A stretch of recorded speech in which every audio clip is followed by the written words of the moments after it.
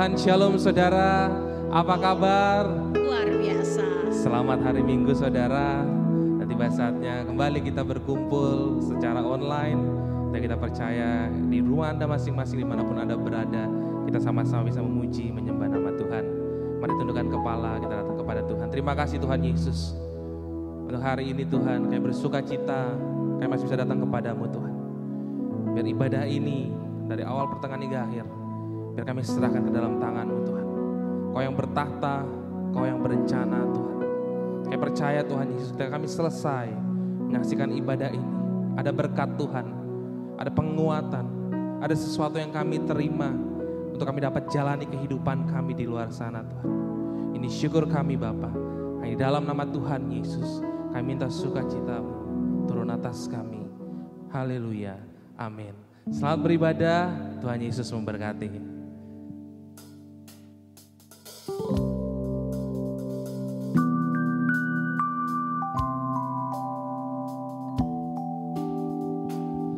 Takkan ku izinkan ketakutan, karena imanku pada Yesus Tuhan. Tak ada alasan tawar hati, karena Yesus ada di sini. Ku percaya firman Tuhan sanggup menghidupkan dan berikan sukacita dalam Tuhan. Melimpah, melimpah kekuatan dari Tuhan tercurah atas kita. Terima kasih Tuhan. Mari katakan, takkan ku izinkan ketakutan, karena imanku pada Yesus Tuhan. Tak ada alasan tawar hati, karena Yesus ada di sini. Ku percaya firman Tuhan sanggup menghidupkan dan berikan sukacita dalam Tuhan. Melimpah, melimpah kekuatan dari Tuhan tercurah atas kita. Sukacita dalam Tuhan. Melimpah, melimpah kekuatan dari Tuhan tercurah. Sekali lagi, sukacita dalam Tuhan. Melimpah, melimpah kekuatan dari Tuhan tercurah atas kita, tercurah atas kita, tercurah atas kita. Haleluya. Saya percaya Tuhan Yesus.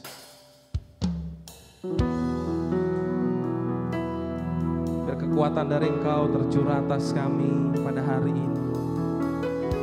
Biar sukacita dari Engkau tercurah atas kami pada hari ini. Engkaulah kekuatanku, tempat perlindunganku. Saat badai menerpa, aku tak akan goyah. Aku tak akan goyah, sebab Kau sertaku. Mari katakan, sejauh langit dari bumi, begitu besarnya kasih-Mu. Penuhi hati kami yang rindu menyembah-Mu, Yesus. Sejauh langit dari bumi, besarnya kasih-Mu.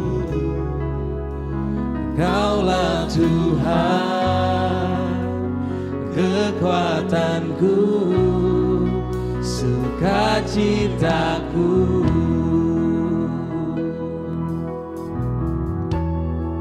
Mari katakan, Engkaulah kekuatanku, tempat perlindunganku. saat badai menerpa, saat badai menerpa, aku tak akan goyah. aku tak akan goyah. Aku tak akan goyah, sebab Kau sertaku. Mari jemaat Tuhan katakan, sejauh langit, sejauh langit dari bumi, begitu besarnya kasih-Mu. Penuhi hati kami yang rindu menyembah-Mu, Yesus. Sejauh langit dari bumi, begitu besarnya kasih-Mu. Engkaulah Tuhan, kekuatanku, sukacitaku. oh, sejauh langit kami katakan, Sejauh langit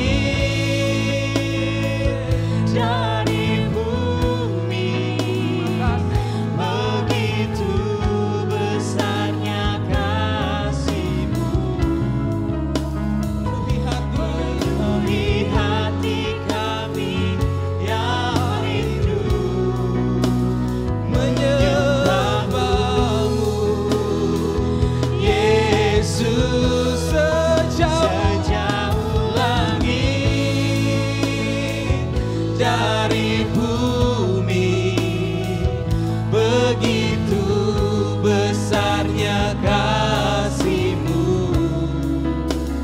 Kaulah Tuhan, kekuatanku, sukacitaku. mari katakan, sejauh langit, sejauh langit dari bumi, begitu besarnya kasih-Mu. penuhi hati kami, Penuhi hati kami lawati hati yang kami, rindu menyembah. menyembah-Mu, Yesus. Sejauh langit, Sejauh langit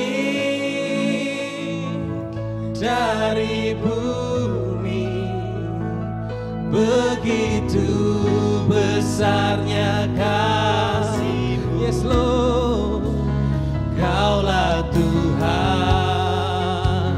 kekuatanku, sukacitaku. lebih lagi jemaat Tuhan, lebih lagi sembah Dia, katakan, Sejauh langit dari bumi, begitu besarnya kasih-Mu. Penuhi hati kami yang rindu menyembah-Mu, Yesus Tuhan. Yesus. Sejauh langit, Sejauh langit dari bumi, begitu besarnya kasih-Mu. Kaulah Tuhan,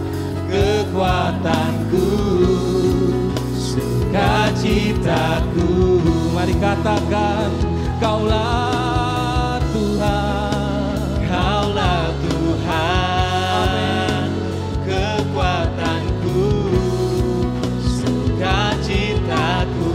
Kaulah Tuhan, Kaulah Tuhan. Kaulah Tuhan, kekuatanku, sukacitaku. Mari berikan tepuk tangan bagi Tuhan kita, saudara. Mari sembah Dia, mari hampiri Dia. Oh, haleluya. Kau kekuatan kami, Kau memberikan sukacita atas kami. Oh, Kau Yesus, Kau Yesus saja yang kami sembah. Haleluya, haleluya. Kau izinkan kami melihat karya-karya indah-Mu. Kau izinkan kami menikmati keberkatan-Mu, Tuhan. Oh, haleluya.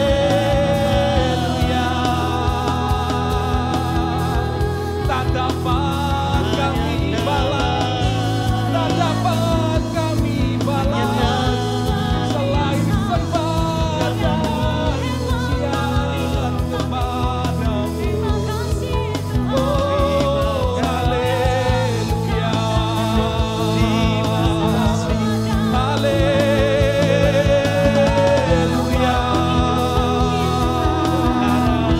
Terima kasih Tuhan. Terima kasih Tuhan. Terima kasih Tuhan. Mari sembah Dia, jemaat, dimanapun engkau berada saat ini. Apapun yang sedang engkau rasakan saat ini, kau sembah Tuhan. Kau sembah pribadinya. Kau sembah Yesus Kristus, Tuhan. Terima kasih. Oh, haleluya. Worship you, Lord. Worship you, Lord. Yes, you are.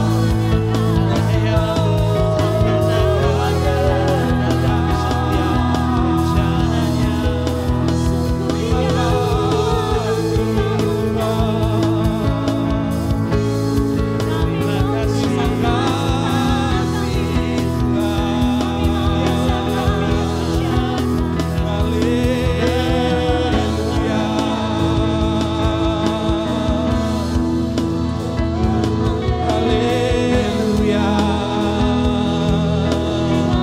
Mari katakan, oh praise the name of the Lord our God.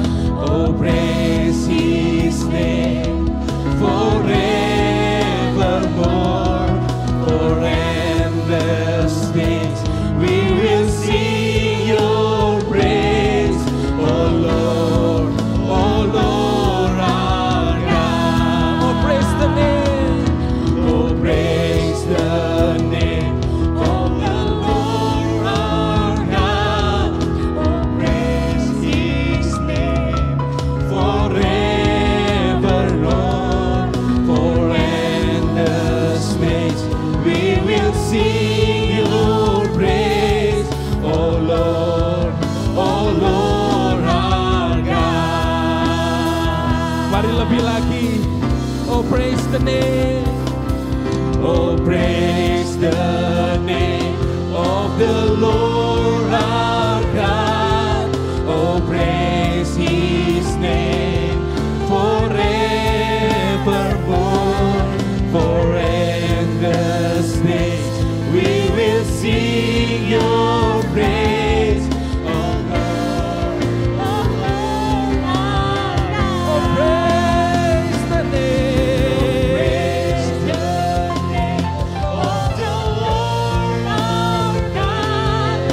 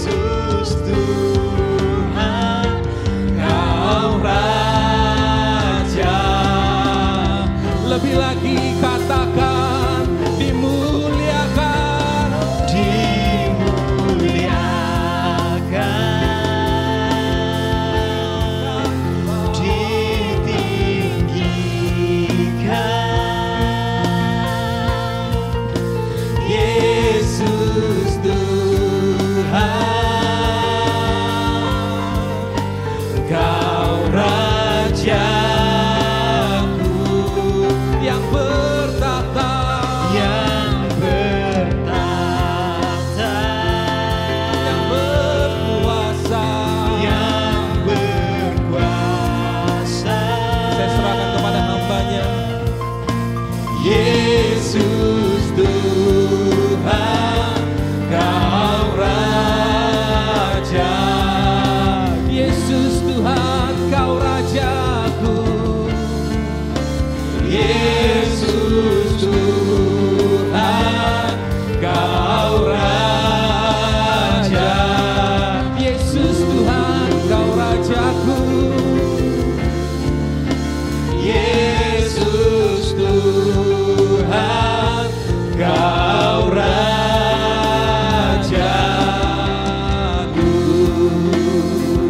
Terima kasih Tuhan. Haleluya. Engkau yang bertahta di atas pujian kami umat-umat-Mu saat ini Tuhan. Engkau yang layak untuk kami tinggikan, Engkau yang layak untuk kami agungkan dalam hidup kami. Dan biarlah lidah bibir kami hanya untuk memuji, memuliakan nama-Mu Tuhan. Biarlah kami menjadi penyembah-penyembah yang mengagungkan Tuhan dalam hidup kami. Terima kasih Bapa, kami mengucap syukur.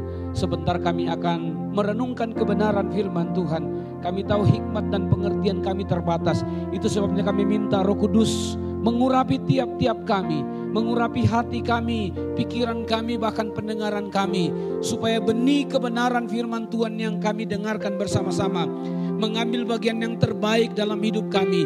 Tanah-tanah hati kami menjadi tanah yang subur, sehingga waktu benih firman Tuhan ditaburkan akan boleh bertumbuh, berbuah-buah. Kami jadi pelaku firman. Terpujilah nama-Mu Bapa. Kami menyerahkan waktu pemberitaan firman ini. Kami tidak mengizinkan ada perkara-perkara yang lain. Kami tidak mengizinkan ada gangguan dalam bentuk apapun yang kami tahu datangnya dari si jahat. Itu sebabnya kami satukan iman percaya kami. Segala intimidasi, segala gangguan apapun kami tolak di dalam nama Tuhan Yesus Kristus. Dan biarlah kami menjadi murid yang baik untuk kami mendengarkan firman Tuhan.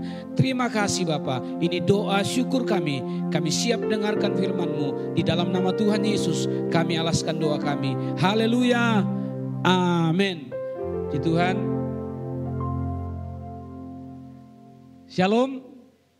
Bapak Ibu yang dikasihi Tuhan, kita mengucap syukur pada saat ini kita terus boleh diberikan kesempatan oleh Tuhan untuk kita bisa beribadah bersama-sama meskipun masih dalam suasana daring, suasana online, tetapi saya percaya kuasa Tuhan tidak bisa dibatasi dengan ruang dan waktu. Dia bisa menjamah dimanapun kita berada karena Dia Allah yang tidak terbatas. Puji Tuhan. Malam hari ini kita sama-sama akan mendengarkan kebenaran firman Tuhan. Mari kita lihat bagian firman Tuhan di dalam Ibrani pasal 11.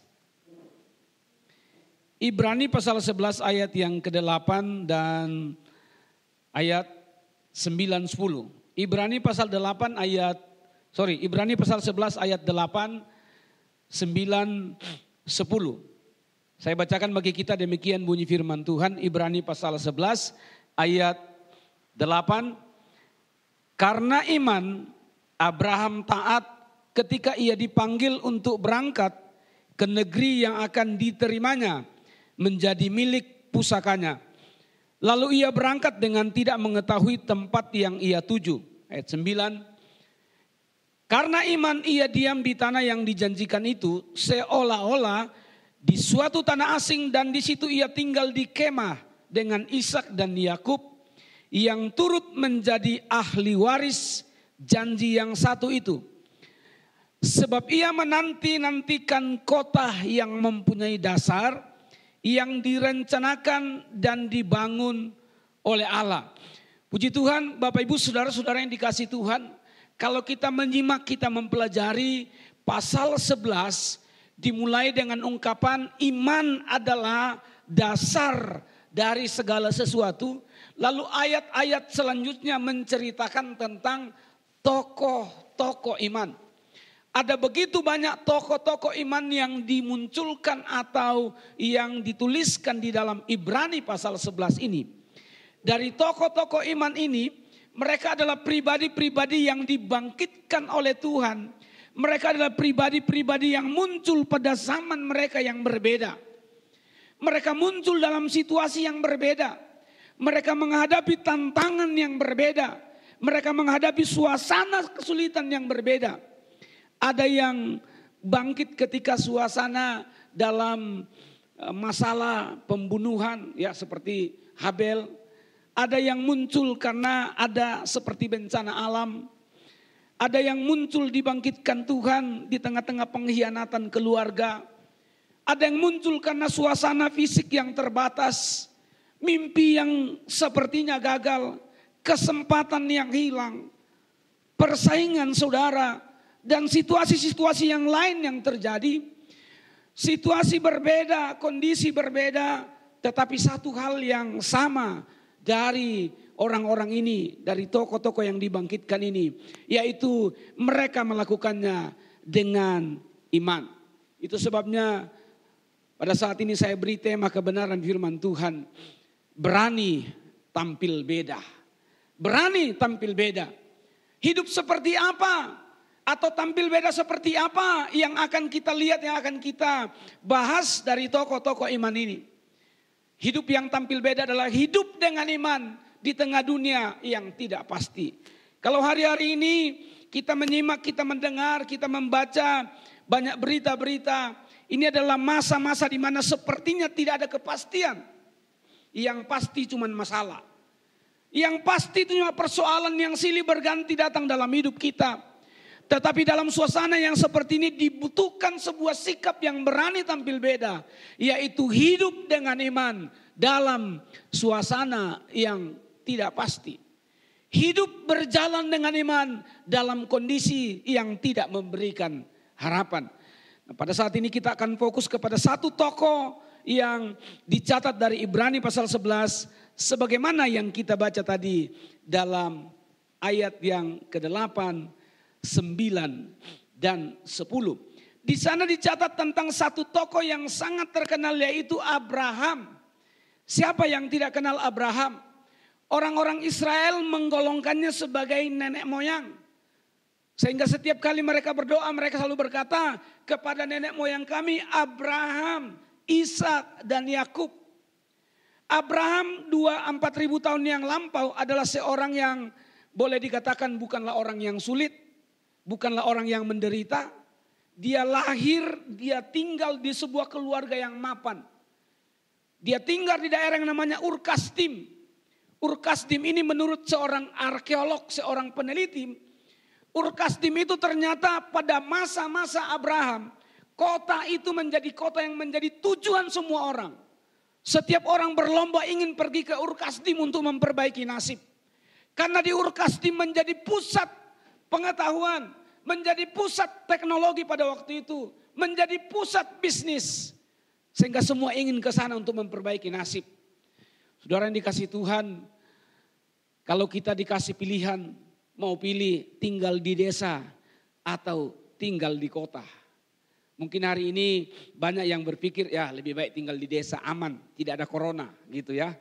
Ada yang berpikir enak tinggal di desa, suasananya bagus, udaranya sejuk. Tetapi berapa tahun yang lampau ketika pilihan itu diberikan, orang akan berlomba untuk bisa tinggal di kota kalau punya kesempatan untuk tinggal di kota. Karena di kota segala sesuatu ada. Bayangan orang secara umum kota itu adalah tempat untuk memperbaiki nasib. Meskipun kalau kita berapa tahun yang lampau mendengar atau menonton film jadul ya. Kejamnya ibu tiri tak sekejam ibu kota. Ya, itu bagi orang-orang yang sudah pernah mengalami pahit getirnya yang namanya ibu kota. Tetapi sekali lagi ibu kota atau kota besar selalu menjadi simbol kemapanan. Selalu menjadi simbol kemakmuran. Sehingga semua orang rindu. Bahkan kalau bisa dia bisa bekerja, dia bisa tinggal, beraktivitas di kota itu. Tetapi Abraham tampil beda. Di tengah-tengah kemapanan yang dia alami. Dia adalah keluarga bangsawan. Dia adalah keluarga yang punya harta benda. Dia adalah pribadi yang serba ada, hidupnya nyaman. Tapi dalam suasana seperti itu kemudian Tuhan datang dan memanggil dia. Pertanyaannya adalah bagaimana kemudian dia meresponi panggilan itu? Apa yang dia lakukan menjalani panggilan itu? Dan pertanyaan yang lebih penting adalah mengapa dia mau melakukannya? Ini menjadi pertanyaan penting bagi kita. Di tengah-tengah sekali lagi orang berlomba untuk datang ke Ur Kasdim memperbaiki nasib. Abraham justru meninggalkan Ur Kasdim. Mengapa dia melakukannya? Inilah hidup yang namanya berani tampil beda. Berbeda itu indah. Tidak harus sama. Ketika orang ramai-ramai melakukan cara-cara yang tidak berkenan, kita harus berani tampil beda untuk berjalan, melangkah, bertindak yang sesuai dengan kebenaran firman Tuhan. Nah, Bapak Ibu saudara-saudara yang dikasihi Tuhan, apa arti hidup yang dikatakan berjalan dengan iman di tengah suasana yang tidak pasti? Saya bacakan kembali ayat 8 tadi. Karena iman Abraham taat ketika ia dipanggil untuk berangkat ke negeri yang akan diterimanya menjadi milik pusakanya. Hidup dengan iman di tengah-tengah dunia yang tidak pasti. Itu bicara tentang bagaimana kita meresponi panggilan Tuhan dan menyerahkan hasilnya kepada Tuhan. Saudara yang dikasihi Tuhan, ketika dia dipanggil oleh Tuhan dari Ur Kasdim, waktu dia dengar suara Tuhan, maka dia tidak banyak sikap yang dia ambil selain dia beresponi itu. Dia melangkah keluar meskipun dia tidak tahu mau dibawa kemana. Karena Alkitab berkata dalam kitab Kejadian, Tuhan berfirman, aku akan membawa engkau ke sebuah tempat. Tapi dia tidak tahu di mana tempatnya. Mungkin kalau zaman sekarang yang sudah teknologi maju, misalnya katakan, saya akan membawa kamu ke kota Makassar. Paling tidak kita langsung buka di Mbak Google, Makassar. Ada apa di Makassar? Seperti apa peluang yang ada di Makassar? Seperti apa kebiasaan orang di sana? Bagaimana saya bisa beradaptasi dengan kondisi di Makassar? Seperti apa mungkin kulinernya di Makassar dan lain sebagainya. Tapi pada zaman itu hanya bisa bertanya kepada rumput yang bergoyang. Tapi waktu Tuhan panggil dia, Abraham, aku memanggil engkau keluar. Dia cuma meresponi dengan melangkah keluar. Soal hasilnya, serahkan kepada Tuhan. Itulah arti beriman. Iman adalah dasar dari segala sesuatu yang belum kita lihat. Kalau kita sudah melihat itu bukan iman. Saya teringat suatu kali ada seorang anak yang selalu berdoa dan kalau dia berdoa dia selalu teriak-teriak. Tuhan, saya minta sepeda. Dia teriak-teriak. Akhirnya bapaknya bilang, "Nak, kenapa kamu mesti teriak-teriak? Tuhan itu tidak tuli. Tuhan itu pasti mendengar walaupun kita cuma berbisik. Bahkan dalam hati pun dia sudah tahu." Lalu dia bilang begini, "Betul Bapak, Tuhan itu tidak tuli.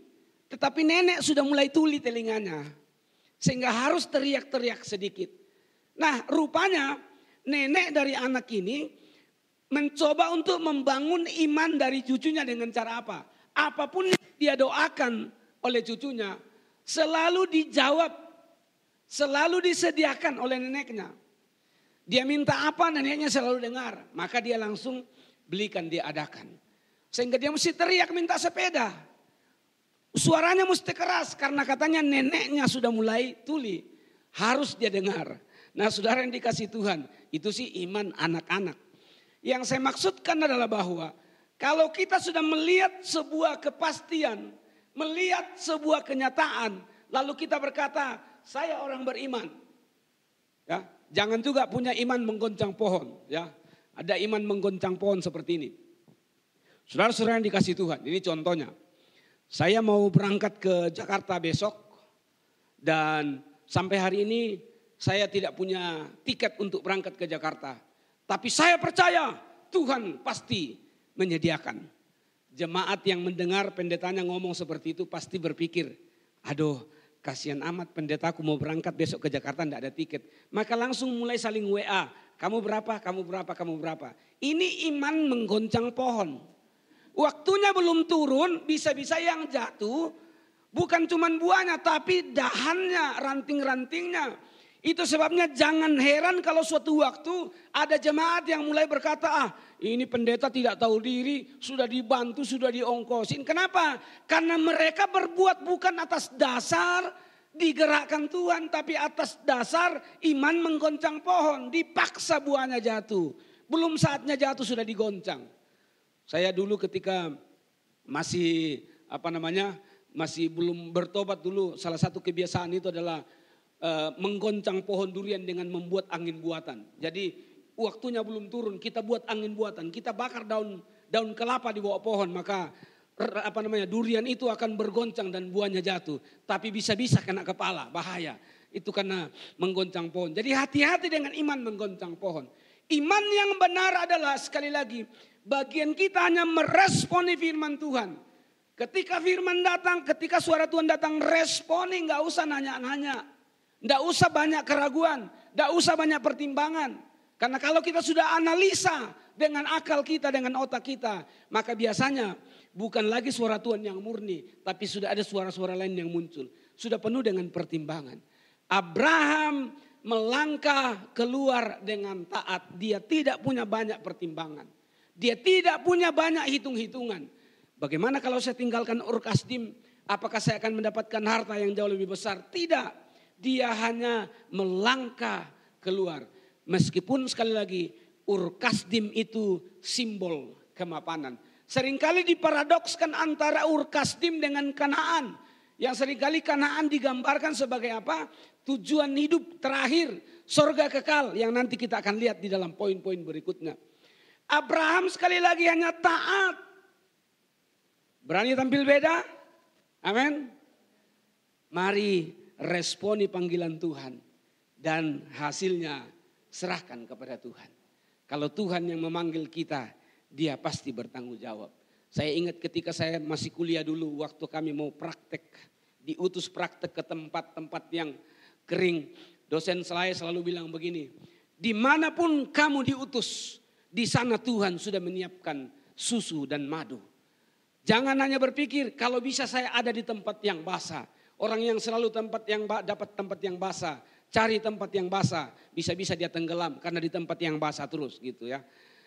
Jangan cuma cari tempat yang basah, karena tempat yang basah kadang-kadang kalau kita tidak kontrol ya kita basah kuyup terus gitu, tidak pernah kekeringan gitu ya. Karena itu sekali lagi mari melangkah dengan iman.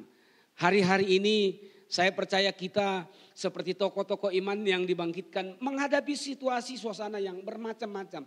Ada yang hari ini mungkin situasinya diberhentikan dari pekerjaan. Ada yang hari ini mungkin situasinya diputus pacar karena dia dipecat dari pekerjaan. Ada mungkin yang situasinya hari ini mengalami kerugian karena usahanya tidak lancar. Pelanggan menjadi kurang. Macam-macam rintangan hari ini yang sedang kita hadapi. Ada yang mungkin pelayanannya mulai macet ya, dan akibatnya mulai banting setir. Ya, jangan banting setir lah, bahaya. Kalau banting setir itu biasanya beda tipis dengan kecelakaan gitu ya. Namanya sudah banting setir ya. Sudah banting setir. Saya ingat tadi ada yang cerita ada yang latihan bawa mobil, lalu kemudian waktu ada mobil berhenti di depan di penurunan dia grogi, maka gas itu dia kira rem, lihat tek injak gas langsung lompat mobilnya. Nah itu karena karena tidak berhati-hati. Karena itu sekali lagi dalam suasana apapun, dalam tantangan apapun dibutuhkan sebuah sikap, yaitu meresponi firman Tuhan. Kalau kita dengar firman Tuhan, mari kita belajar membuka hati kita. Jangan bilang begini, waduh seandainya itu datang tadi, itu firman cocok sekali untuk dia. Seandainya si A itu datang, wah firman itu nemplak dia. Padahal firman itu untuk dia, bukan untuk orang lain gitu. Jadi waktu kita dengar firman itu untuk kita, bukan untuk orang lain, bukan untuk tetangga kita. Karena itu kita mesti belajar untuk membuka hati kita supaya firman itu masuk, bertumbuh di hati kita, kita meresponi kebenaran firman Tuhan. Yang kedua, dalam ayat 9 dikatakan demikian. Karena iman ia diam di tanah yang dijanjikan itu, seolah-olah di suatu tanah asing. Dan di situ ia tinggal di kemah dengan Ishak dan Yakub yang turut menjadi ahli waris janji yang satu itu. Bayangkan Bapak Ibu yang dikasih Tuhan. Dia tinggalkan segala kemapanan, dia hanya dengar suara Tuhan, dia responi dan dia melangkah keluar. Dan apa yang dia dapati? Dia harus menghadapi berbagai macam tantangan. Antara pengerjanya, antara pembantunya, gembala dombanya. Harus berantam dengan gembala domba, ponakannya yang namanya Lot. Lalu Abraham meminta Lot, kamu pilih tempat yang kamu suka. Kalau kamu ke situ saya lawan arahnya, kurang lebih seperti itu. Maka Lot memilih sepanjang dataran yang daerah Sodom dan Gomora yang kelihatannya daerah yang sangat subur. Sangat cocok, sangat menjanjikan. Itu mungkin tanah yang basah, kira-kira seperti itu. Sangat menjanjikan untuk sebagai seorang peternak. Dan Abraham memilih untuk lawan daripada daerah yang subur itu. Dia bergerak ke arah yang lain. Dan ketika dia masuk sampai di tanah Kanaan, dia tidak ada penyambutan. Ya, saudara-saudara yang dikasih Tuhan, kita akan menyambut Bapak Abraham yang sudah meresponi Tuhan dengan baik. Kita sambut dia dengan spanduk, welcome Bapak Abraham. Tidak ada penyambutan, tidak ada trompet, tidak ada kata-kata yang manis. Dia datang dan Alkitab berkata, dia tinggal di suatu tanah yang asing. Di dalam kemah, dia tinggalkan kemapanan. Mungkin bukan istana yang dia tinggalkan, tapi paling tidak dia punya rumah yang bagus, dia punya tempat tinggal yang bagus. Dan sekarang di tanah yang dijanjikan Tuhan, yang dia lakukan, yang dia terima adalah dia tinggal sebagai orang asing. Bahkan suatu kali dia mengalami masalah kelaparan, dia harus mengungsi ke Mesir dan berpura-pura menjadi orang gila. Dia membiarkan bukannya berpura-pura gila ya, tapi bahkan sempat dia harus berbohong kalau siapa? Sarah itu adalah istrinya. Bayangkan orang yang dipanggil Tuhan bisa-bisa berkata, wah ini benar nggak ini ya? Jangan-jangan nih bukan Tuhan yang panggil kita.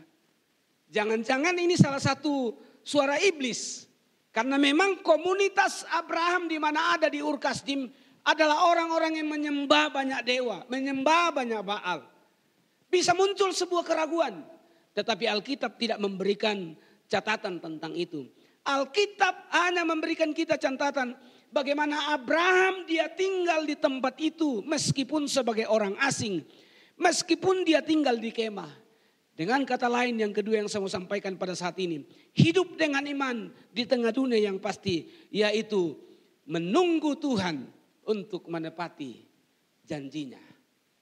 Waktu saya bukan waktunya Tuhan. Waktu kita bukan waktunya Tuhan. Waktu Tuhan adalah yang terbaik. Alkitab berkata, seorang bapak yang baik tidak mungkin memberikan batu kepada anaknya yang minta roti. Tidak mungkin bapak yang baik memberikan ular kepada anaknya yang minta ikan. Itu konteks di Timur Tengah. Karena di Timur Tengah itu ular itu haram. Kalau ditemohon ular itu harum gitu. Nah, jadi artinya sebetulnya adalah Tuhan tidak mungkin memberikan yang haram ketika anaknya minta yang halal kurang lebih. Atau yang istilah Ibrani yang kosyen ya, yang pantas dan layak untuk dimakan. Tidak mungkin bapak yang baik memberikan yang tidak baik bagi anaknya yang minta yang baik. Suatu kali ada sebuah kisah yang dicatat di Eropa, tepatnya di daerah Inggris. Ini zaman dahulu kala. Pada zaman dahulu kala terjadi sebuah peristiwa yang besar. Ada seorang anak yang sudah ditinggalkan oleh orang tuanya, bapak ibunya mati, meninggal. Maka dia tinggal dirawat oleh bapaknya yang meninggal dia tinggal dirawat oleh ibunya. Ibunya membesarkan dia dalam kondisi kehilangan figur seorang bapak. Sehingga dia terbentuk di lingkungan dengan karakter yang agak sedikit buruk. Dia hidup dalam kenakalan. Bahkan terakhir dia mulai melakukan kejahatan, mencuri dan lain sebagainya. Lalu kemudian suatu waktu dia ditangkap. Dia disidang. Dan kerajaan memutuskan anak ini harus dihukum mati. Lalu ibunya kemudian berusaha sedemikian rupa untuk membela anaknya.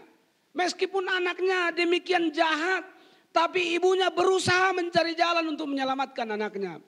Tapi segala daya dia lakukan tidak bisa menolong dia. Dan sudah diputuskan bahwa besok pagi pada jam 7 pagi anak ini akan dihukum mati. Begitu lonceng di istana itu berbunyi 7 kali, maka hukuman harus terjadi. Saudara dikasih Tuhan, waktu semalam begitu menegangkan semua orang. Semua orang pasti sudah yakin bahwa tidak ada lagi jalan penyelamatan karena sudah diputuskan. Tapi besok menjelang jam 7 sudah siap dieksekusi. Begitu sampai pukul 7 harusnya bel di istana itu berbunyi 7 kali. Tapi ternyata tidak ada satu bunyi pun. Dan waktu itu ada sebuah ketentuan bahwa hukuman boleh dibatalkan dengan catatan bel di istana tidak berbunyi. Tapi itu mustahil. Itu tidak mungkin terjadi. Kenapa? Karena bel pada zaman dulu itu pakai tali, ya. Jadi kalau kayak sekarang kan ya di kompleks saya itu pakai tiang listrik sekarang belnya. Kalau jam 2 malam teng teng gitu. Jam 3 teng teng teng. Nah, kita tahu jam 3 itu. Nah, zaman dulu untuk menentukan itu jam berapa, bel di istana yang besar itu ditarik.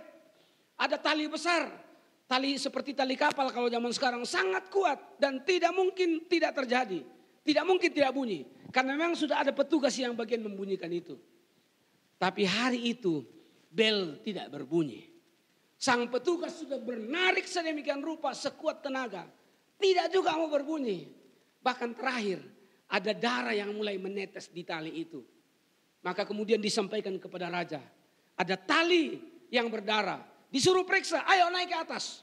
Ke bumbungan istana, diperiksa.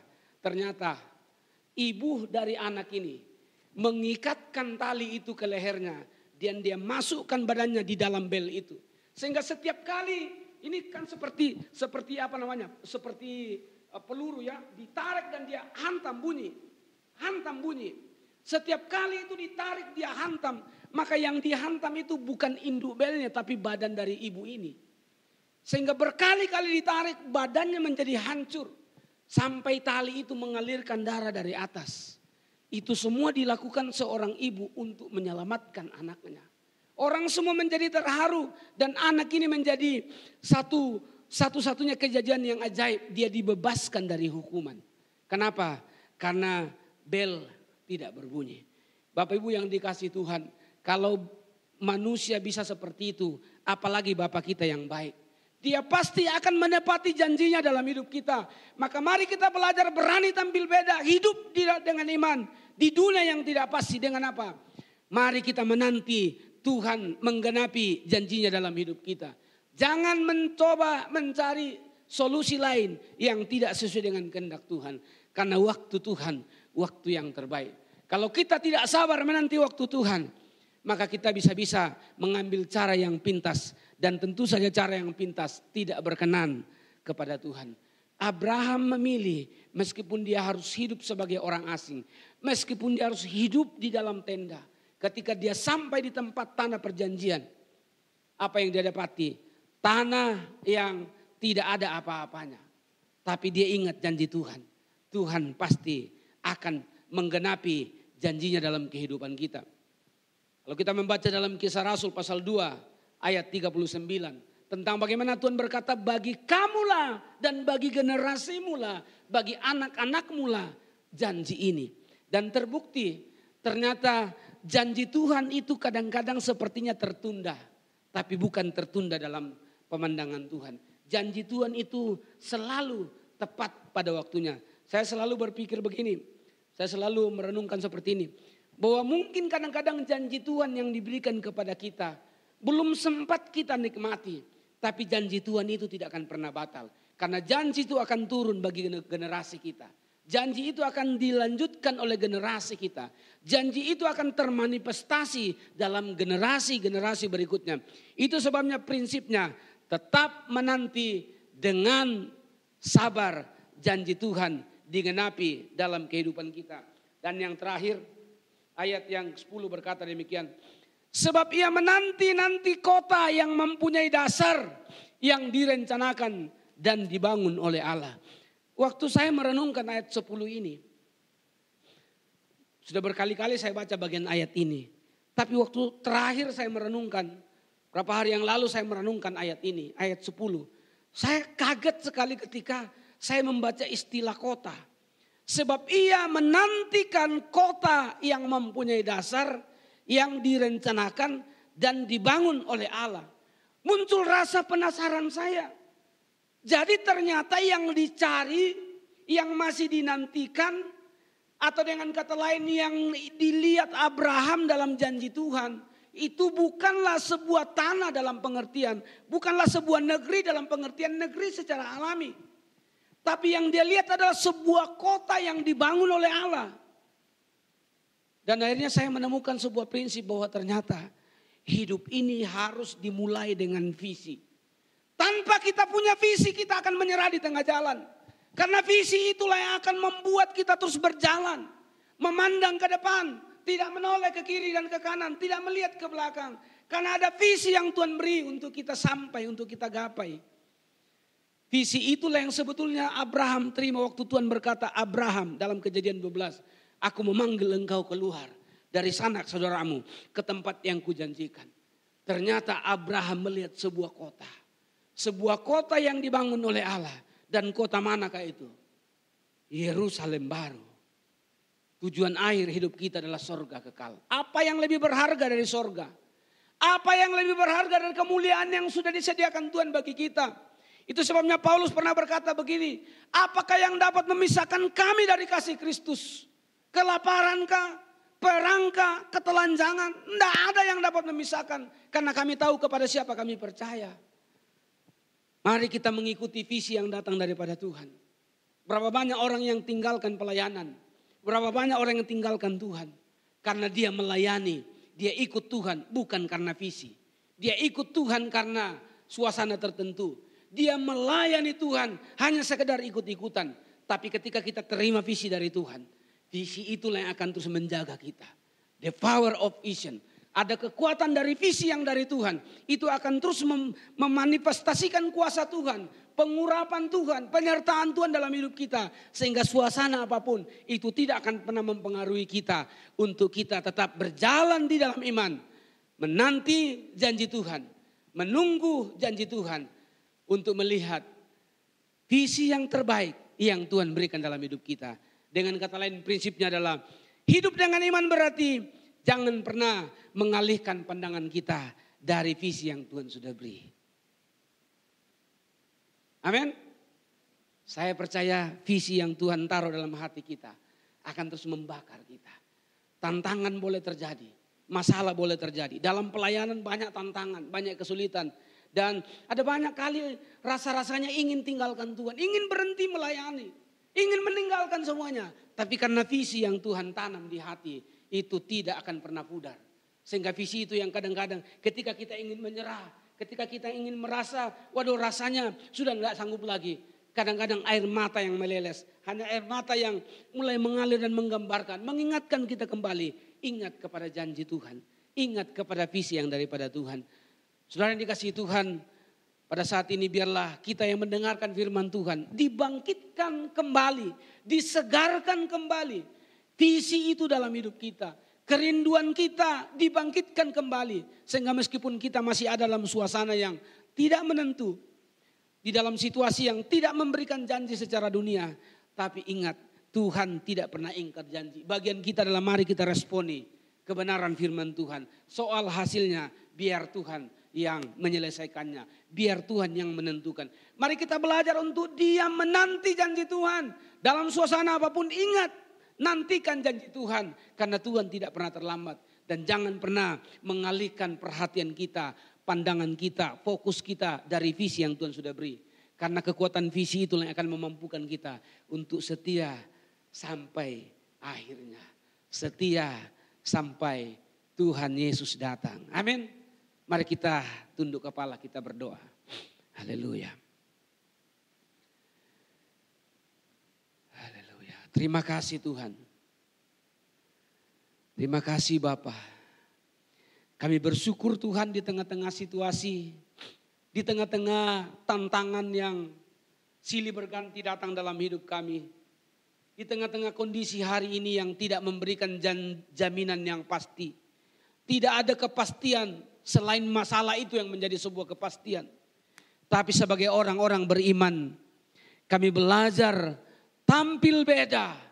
Kami belajar berjalan dalam iman dengan kami meresponi setiap kebenaran firman Tuhan. Kami meresponi panggilan Tuhan dalam hidup kami. Kami meresponi setiap janji-janji Tuhan dalam hidup kami. Soal hasilnya Tuhanlah yang menentukan. Karena waktu Tuhan waktu yang terbaik. Ajar kami di tengah-tengah situasi hari-hari ini yang tidak menjanjikan. Di tengah-tengah situasi hari ini yang penuh dengan ketidakpastian. Untuk kami tetap sabar dengan tekun. Menanti janji-janji Tuhan dalam hidup kami. Menanti janji Tuhan digenapi dalam hidup kami. Bahkan biarlah di hari-hari ini. Di tengah-tengah tantangan, di tengah-tengah banyak godaan untuk membuat kadang-kadang kami mau meninggalkan Tuhan. Kadang-kadang kami mau menjauhkan diri dari pertemuan-pertemuan ibadah kami. Biarkan visi Tuhan itu berkumandang kembali dalam hidup kami. Biarkan roh kami kembali menyala-nyala Tuhan. Untuk kami terus berkata, kami mau tetap setia. Kami mau tetap mengarahkan pandangan kami kepada Yerusalem baru, kepada sorga kekal yang Tuhan sediakan.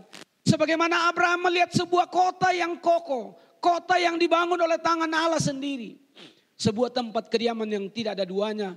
Itu sebabnya dia berani bayar harga meninggalkan segala kemapanan duniawi. Meninggalkan segala suasana yang nyaman. Karena dia melihat sesuatu yang jauh lebih besar. Tidak ada seorang yang mau meninggalkan sesuatu yang besar untuk mencapai hal yang kecil. Semua ingin mendapatkan yang besar. Dan ajar kami saat ini Tuhan. Untuk mata iman kami, mata rohani kami. Melihat kepada sesuatu yang besar yang Tuhan janjikan dalam hidup kami.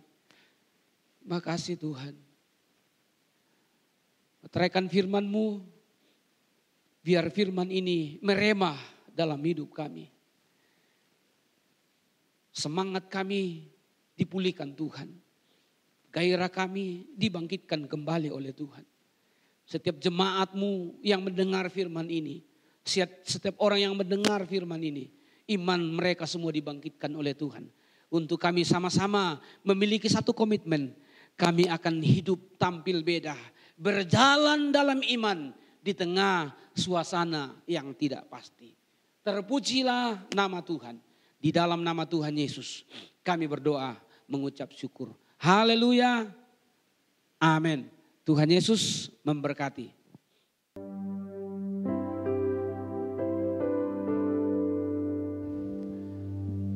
Puji nama Tuhan, firman Tuhan yang memberkati kita saudara, dan tiba saatnya pada hari ini kita akan memberikan persembahan. Nanti cara saudara memberi persembahan akan tertera pada layar saudara. Namun sebelum itu kita tundukkan kepala, kita berdoa. Kami bersyukur Tuhan Yesus untuk hari ini. Kami telah memuji menyembah Engkau. Kami telah mendengarkan kebenaran firman-Mu Tuhan. Dan tiba saatnya kami akan memberikan yang terbaik bagi-Mu Bapa. Berkati apa yang kami beri untuk pekerjaan, untuk pelebaran kerajaan-Mu, dan yang ada pada kami, biar kami serahkan sepenuhnya ke dalam tangan-Mu Yesus. Ini syukur kami Tuhan. Dalam nama Tuhan Yesus kami siap memberi. Amin. Selamat memberi saudara. Tuhan Yesus memberkati.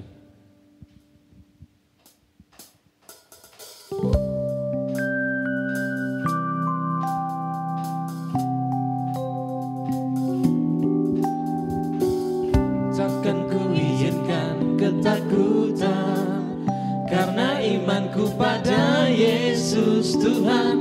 Tak ada alasan tawar hati, karena Yesus ada di sini. Ku percaya firman Tuhan sanggup menghidupkan dan berikan sukacita dalam Tuhan melimpah, melimpah. Kekuatan dari Tuhan tercurah atas kita. Sukacita dalam Tuhan melimpah, melimpah. Kekuatan dari Tuhan tercurah tercurah atas kita, tercurah atas kita, tercurah atas kita. Terima kasih Tuhan. Mari sama-sama kita bangkit berdiri saudara. Kita akan mengakhiri ibadah pada hari ini. Kita angkat pujian doa Yabes.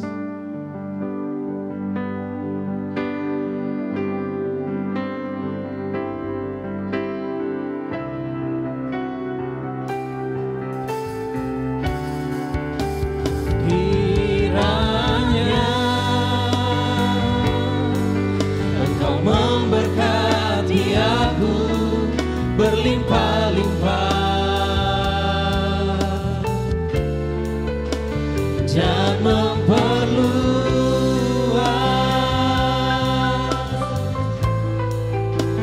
daerahku,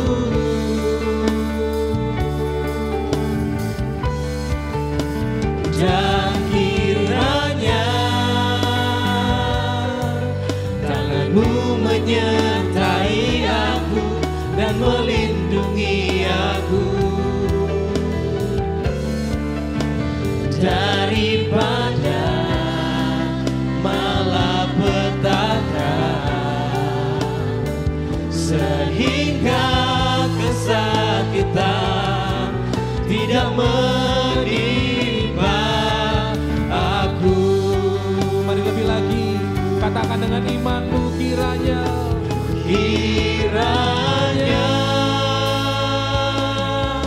Engkau memberkati aku berlimpah-limpah dan memperluas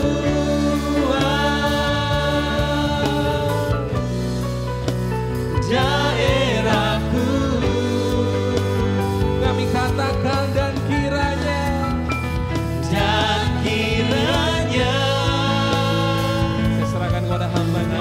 Mu menyertai aku dan melindungi aku daripada malapetaka, sehingga kesakitan tidak menimpa aku,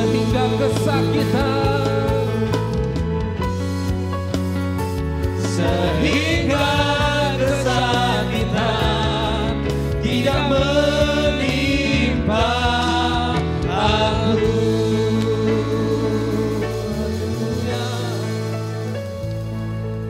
Biarlah pujian ini menjadi iman kami Tuhan. Kiranya Tuhan memberkati kami berlimpah-limpah. Engkau menjauhkan segala yang tidak berkenan dalam hidup kami. Menjauhkan segala sakit penyakit. Menjauhkan segala bahaya dalam hidup kami. Bahkan kepercayaan yang baru akan Tuhan terus tambah-tambahkan dalam hidup kami. Karena kami tahu Allah yang kami sembah adalah Allah yang ajaib. Yang merancang yang terbaik dalam hidup kami. Kami mengucap syukur pada saat ini Tuhan. Atas kesempatan, atas waktu yang Tuhan anugerahkan bagi kami. Sehingga kami boleh beribadah bersama-sama. Kami boleh melakukan semuanya ini untuk hormat kemuliaan bagi Tuhan. Dan terima kasih kami berdoa bagi seluruh umat-umat-Mu Tuhan. Bahkan bagi siapa saja yang menyaksikan ibadah pada saat ini Tuhan. Engkau memberkati tiap-tiap mereka. Engkau memberkati iman mereka, pengenalan mereka kepada Tuhan. Engkau memberkati keluarga mereka, rumah tangga mereka. Bahkan memberkati mereka dalam usaha, dalam pekerjaan, dalam pendidikan. Bahkan seluruh aspek hidup anak-anak-Mu. Tuhan memberkati dan menolong mereka. Sehingga seperti apa yang dialami oleh Yabes.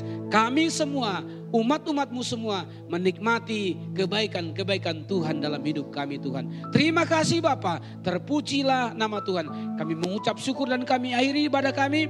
Kami arahkan hati kami kepada Tuhan untuk kami menerima berkat yang sempurna dari Tuhan. Turunlah kiranya berkat yang sempurna dari Bapa Surgawi.